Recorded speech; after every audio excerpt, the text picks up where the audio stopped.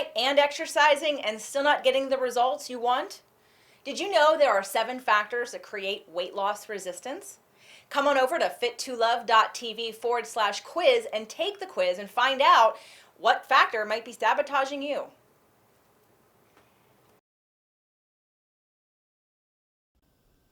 Today's show, why passive stretching is dangerous. So if you know me at all, or you've been watching my shows, or you've been part of my community for a while, you probably know that I'm not a big fan of passive stretching. I'm going to explain what it is, but first I want to ask you, where did you learn how to stretch?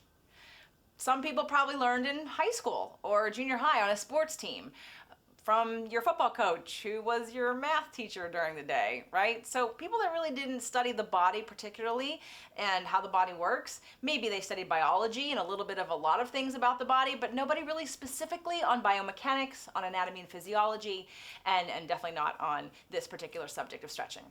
So I want you to visualize your muscle like Velcro. The inside, there are fibers. And as a muscle contracts and pulls together, what happens is something called cross-bridging. So imagine Velcro. And the cross-bridging, again, is what's pulling the muscle together and shortens it. This is a very strong position. You've got all this cross-bridging, or let's say Velcro, that's connected. It's really, really strong.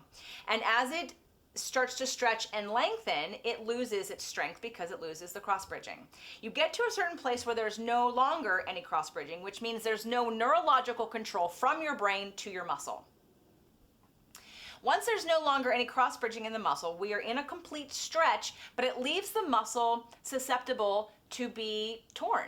Because honestly, in this lengthened position, this muscle no longer is moving. This muscle is no longer active. It's sleeping, so to speak, right? But in order for a muscle to get like this, some other muscle has to be pulling it there. All your muscles are synergistic. So let's take the bicep, for instance. So the biceps originate up here and attach down here, and when this contracts, my tricep stretches. I can't contract my bicep and tricep at the same time. When my tricep contracts, my bicep stretches. So now you understand that every muscle in the body has a synergistic relationship with the opposite muscle. When one's contracting, the other one is stretching. So let's go back to, why are you stretching in the first place? What is the point of stretching? Most people think that stretching allows them to move further. So let's say, for instance, I want to stretch, I want to be able to pull my shoulders back further behind me, and I want to be able to stretch my chest further, okay?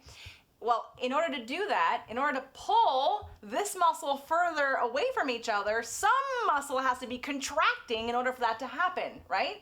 So again, that no cross-bridging, relaxed muscle doesn't do anything. So relaxed muscle doesn't move bone.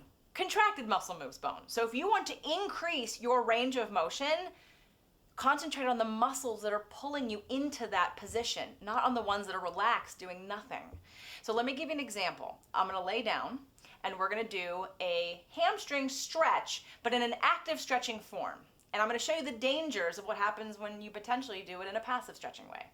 So we're gonna contract our quadricep in order to stretch our hamstring. And I recommend watching the video we did called All Muscles Pull, Not Push, to sort of get familiar with sort of that idea of how you're visualizing and thinking about contracting your muscle.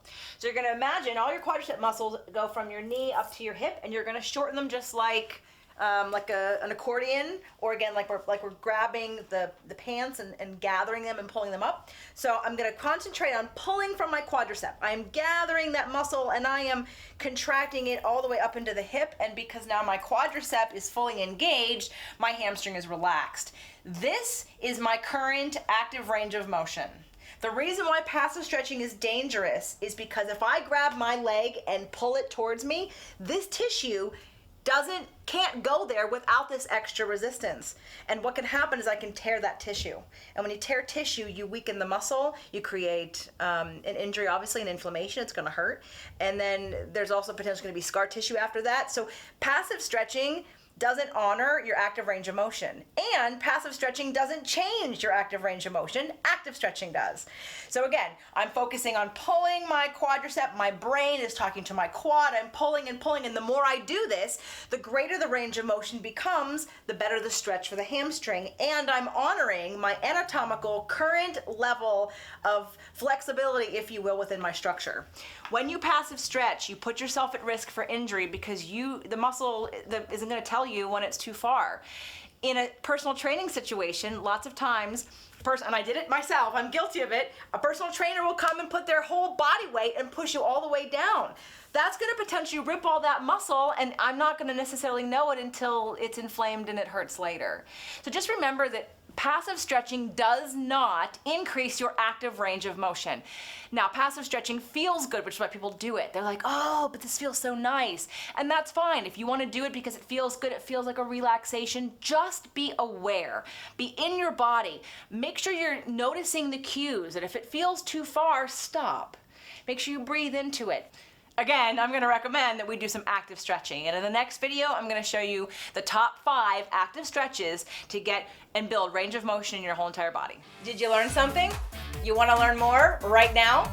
Come on over to fit2love.tv and check out our Movement Mondays.